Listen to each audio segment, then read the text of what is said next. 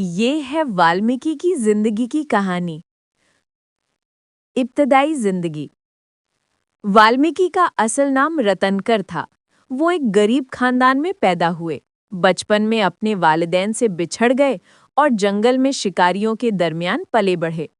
जवानी में वो खुद भी शिकारी बन गए और बाद में अपनी गुजर बसर के लिए वो राह चलते लोगों को लूटने लगे। जिंदगी का मोड़। एक दिन रतनकर की मुलाकात महर्षि नारद से हुई। जब रतनकर ने उन्हें लूटने की कोशिश की तो नारद जी ने सुकून से पूछा कि वो ये गुनाह क्यों करते हैं। रतनकर ने कहा कि वो ये सब अपने खानदान के लिए करता है। नारद जी ने पूछा कि क्या उसका खानदान उसके गुनाहों का बोझ भी उठाएगा। जब रतनकर ने अपने घर जाकर पूछा तो सब ने कहा कि वो सिर्फ उसकी कमाई खाएंगे, उसके गुनाह नहीं बांटेंगे। ये सुनकर रतनकर को बहुत पछतावा हुआ और वो नारद के पास वापस आया। रतनकर से वाल्मीकि बनने का सफर।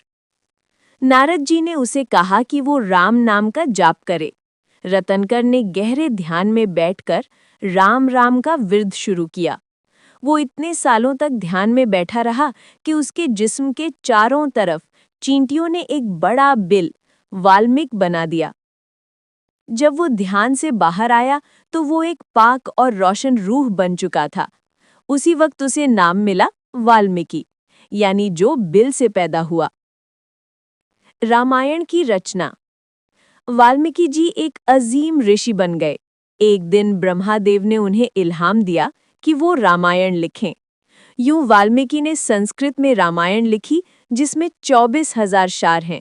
ये किताब राम, सीता और लक्ष्मण की कहानी बयान करती है और इसे हिंदुस्तान की सबसे बड़ी धार्मिक किताबों में शुमार किया जाता है। वाल्मीकि और सीता जी। कहा जाता है कि जब सीता जी को अयोध्या से निकाल दिया गया तो वो वाल्मीकि के आश्रम में पनाह ली। वहीं उनके जुड़वा बेटे लव और कुश पैदा हुए, जिनकी परवरिश वाल्मीकि ने की। बाद में इन्हीं बच्चों ने रामायण गाकर राम जी के सामने सुनाई। वरासत। वाल्मीकि को आदि कवि कहा जाता है, यानी पहला शायर। उनकी रामायण और तालीमात ने दुनिया भर के लोगों को सच्चाई, ईमानदारी और नेकी के रास्ते पर चलने की तरगीब दी।